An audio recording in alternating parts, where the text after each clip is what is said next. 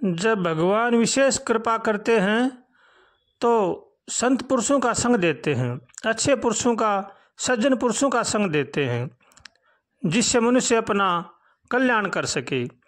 सत्संग मिलने से मनुष्य का कल्याण होता है।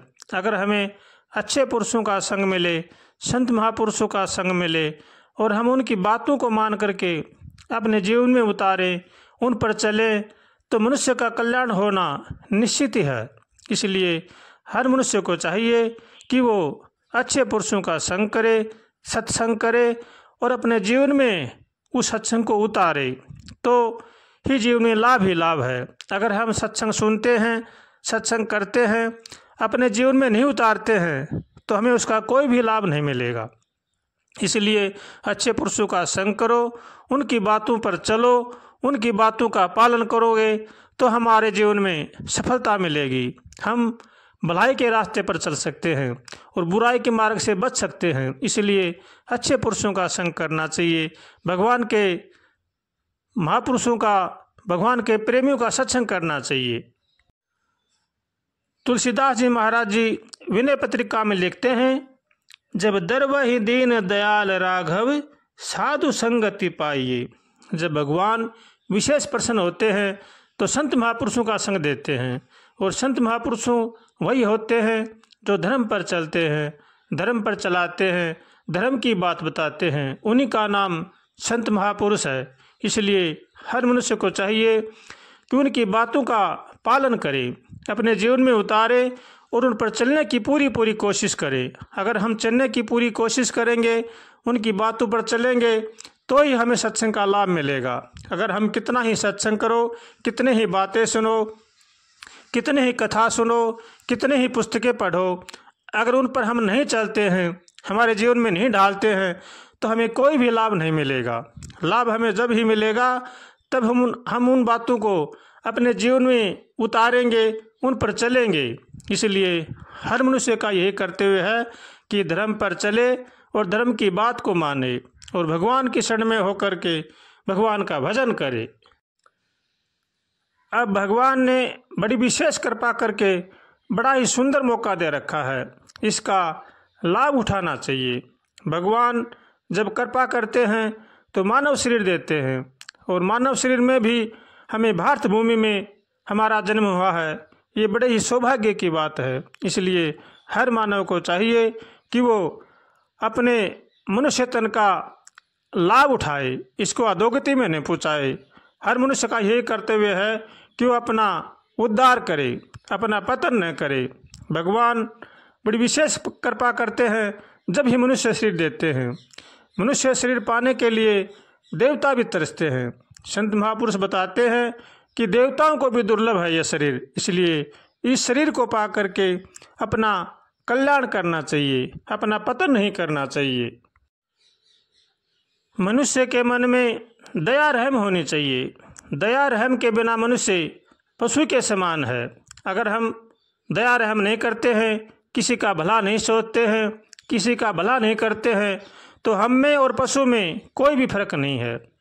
मानव वही है जो दूसरों का भला सोचता है, दूसरों का भला करता है। इसलिए हर मानव को चाहिए कि वो सबका साथ यथायोग्य व्यवहार करे, सबका भला सोचे, भला करे और भगवान से हरदम प्रार्थना करे, हे नाथ हमें सद्बुद्धि दो, सद्विचार दो, ताकि संसार की बुराई से बचे।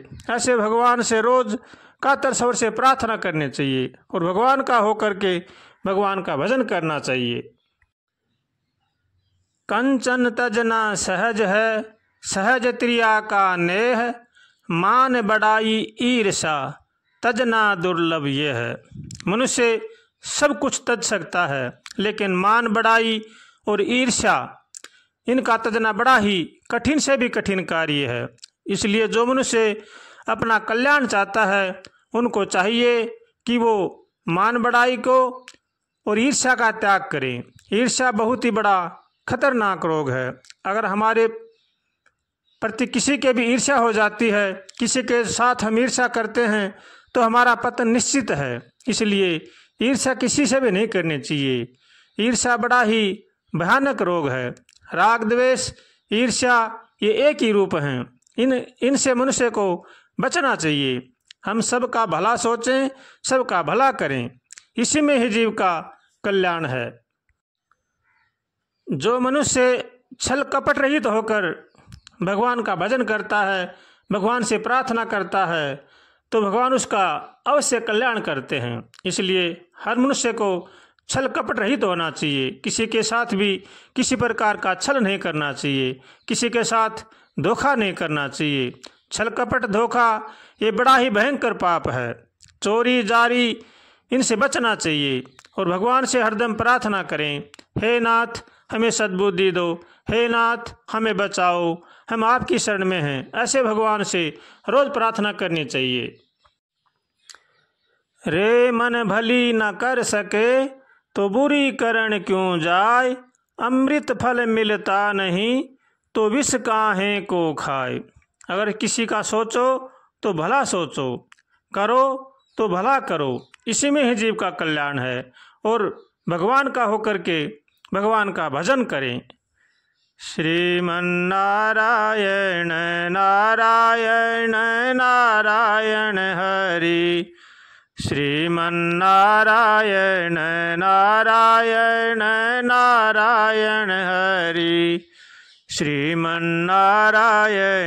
नारायण नारायण हरि, श्रीमन्नारायण नारायण नारायण हरि, श्रीमन्नारायण नारायण नारायण हरि, श्रीमन्नारायण नारायण नारायण हरि, श्रीमन्नारायण नारायण नारायण हरि, श्रीमन्नारायण नारायण नारायण हरि, श्रीमन्नारायण नारायण नारायण हरि, श्रीमन्नारायण नारायण नारायण हरि।